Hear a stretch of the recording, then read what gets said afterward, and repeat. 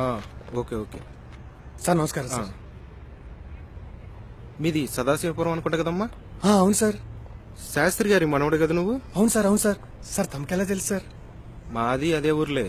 Sir ఎక్కడ sir మన ఊర్లో మీరు? మేము ఊరి బయట ఉంటాం, హరిజనవాడ. మీరు అట్లా రారు కదా, ఏంటి ఇటు వచ్చావు? ఎంఆర్ఓ నోటిఫికేషన్ పండుగ సార్, అప్లై చేశాను. ఎంఆర్ఓ అప్లికేషన్లు లేవు కదా, మీరు ఓసీలు కదా. సార్ 4 పోస్టులు పండుగ సార్ ఓసీలకి.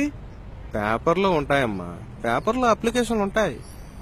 సార్ సార్ సార్ 91% వచ్చింది సార్. చాలా కష్టాల్లో ఉన్నాను సార్.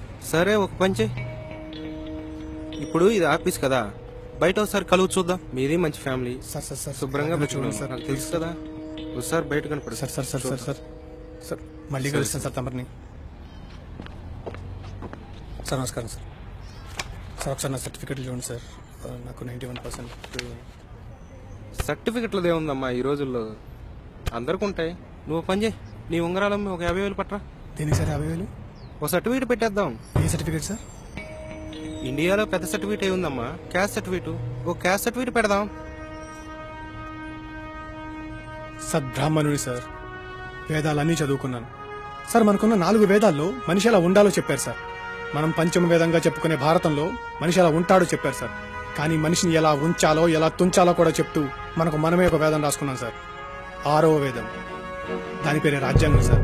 సార్ అప్పట్లో ఉన్న పరిస్థితులు బట్టి ఆ మహానుభావుడు దళితులకు 10 సంవత్సరాల రిజర్వేషన్ కావాలని రాశారు సార్. కానీ మన వాళ్ళు రాజకీయ లాభం కోసం, అధికారం కోసం 10ని 20, 20ని 30, 30, 40 ఇలా పెంచుకుంటూ పోతున్నారు సార్. అంబేద్కర్ రాసిన రాజ్యాంగం ఇప్పుడు లేదు సార్. అవసరానికి ఒక పేజీ మారుకుంటూ వచ్చింది. ఒక్కసారి అంబేద్కర్ తిరిగి వచ్చి ఇప్పుడున్న రాజ్యాంగాన్ని కనుక చూస్తే గుండె పగిలి చచ్చిపోతాడు సార్.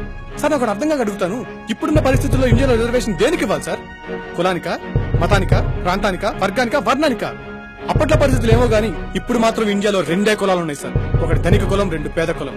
మళ్ళీ ఇంకొకసారి అంబేద్కర్ పుట్టి ఆ 6వ వేదాన్ని తిరిగి రాస్తే తప్ప మన దేశ పరిస్థితి బాగుపడదు సార్. డబ్బు కోసం ధర్మాన్ని నమ్ముకున్న వాళ్ళు, ఉద్యోగం కోసం అభిమానం నమ్ముకున్న వాళ్ళు చాలా మంది ఉంటారు సార్. కానీ నేను మాత్రం ధర్మం తప్పలేదు, కష్టపడి బతుకుతాను. నన్ను క్షమించండి సార్.